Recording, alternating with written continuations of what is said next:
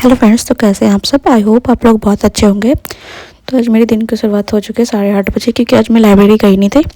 तो मैंने काम थोड़ा बहुत मतलब घर का काम करके खाना बना के पढ़ने बैठ गई थी सीधा। तो अभी मैं जो कर रही हूँ वो प्राचीन इतिहास का PYQ कर रही हूँ। ठीक है, तो PYQ बहुत ज़्यादा इंपॉर्टेंट है। जैसे कि मैं ये दिखा रही थी ये कि मुझे बहुत अच्छा फैक्ट लगा जो मैंने पहली बार पढ़ा था, डिफरेंसेस।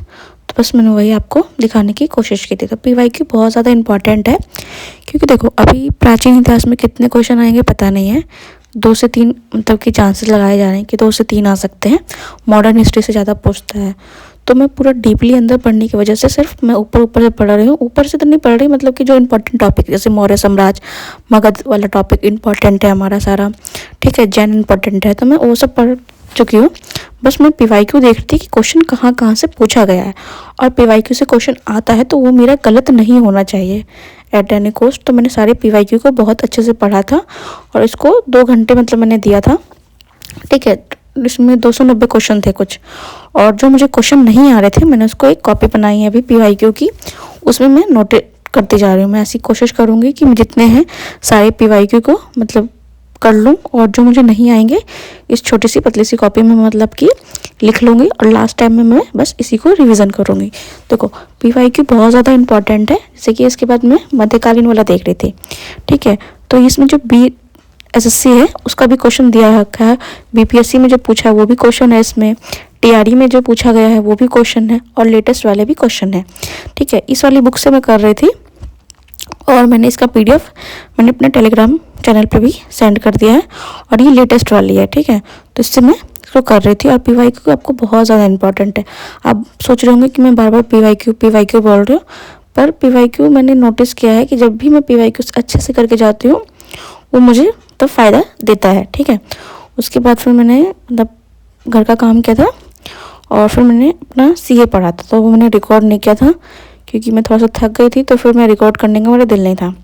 ठीक है, तो मैं एडोटेरिया की ये आ चुकी है, तो मैं इसका पहला वाला जो फ्रंट हो जाता है फटाफट 100 वो बहुत इंपॉर्टेंट होता है। और फिर जैसे कि ये बिहार विधानसभा का चुनाव वो इम्पोर्टेंट था, मुझे लगा बहुत ज़्यादा, तो वो मैंने किया था। ठीक है, उसके बाद फिर मैंने रिवर वाला टॉपिक किया था। ये बहुत ज़्यादा इंपॉर्टेंट है, और थोड़ा सा कंफ्यूजिंग भी है ये। तो थोड़ा सा मैं सोच रही थी कि कुछ मुझे मैप का थ्रू बन जाए या फिर सिनॉप्सिस मिल जाए अच्छा वाला, तो मुझे ये मिल गया था। तो इसको मैं वीडियो के थ्रू कर रही थी। ठीक है, ये अच्छा है, मतलब कि PDF मैं आपको दिखाऊंगी।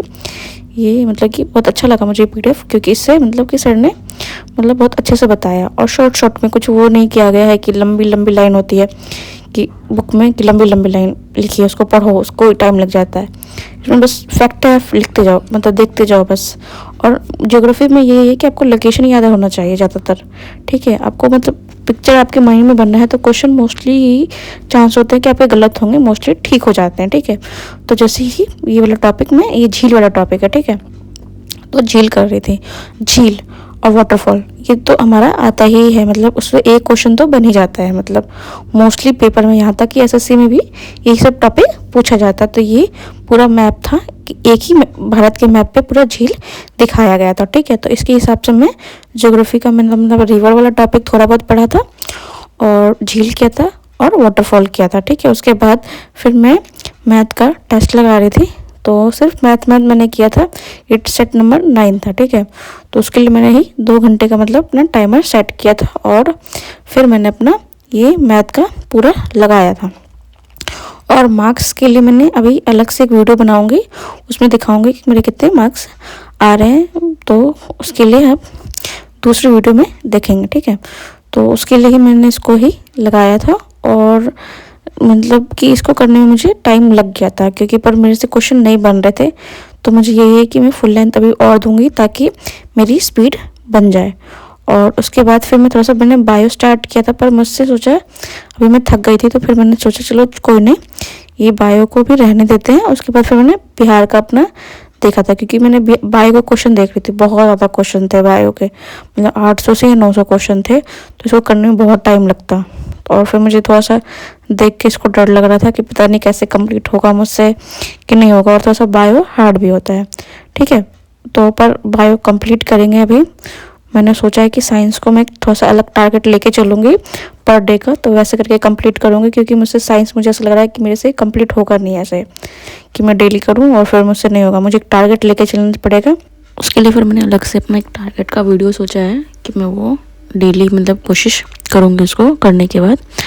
तो जस्ट मैं वही देख रही थी। उसके बाद फिर मैंने सोचा कि चलो मुझे क्वेश्चन तो लगाने ही PYQ, तो फिर मैं बिहार का लगा रही थी। देखो इसमें 390 क्वेश्चन है बिहार PYQ के, तो मैंने इसमें 100 क्वेश्चन कुछ अराउंड लगाए थे और फिर मैं इसको सॉल्व मैं कल करूँगी, क्योंकि ज़्यादा टाइम हो चुका था और फिर मेरा दिल भी नहीं कर रहा था।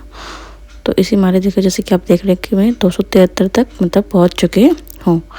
ठीक है, तो आज मेरा 8 घंटे की पढ़ाई हुई।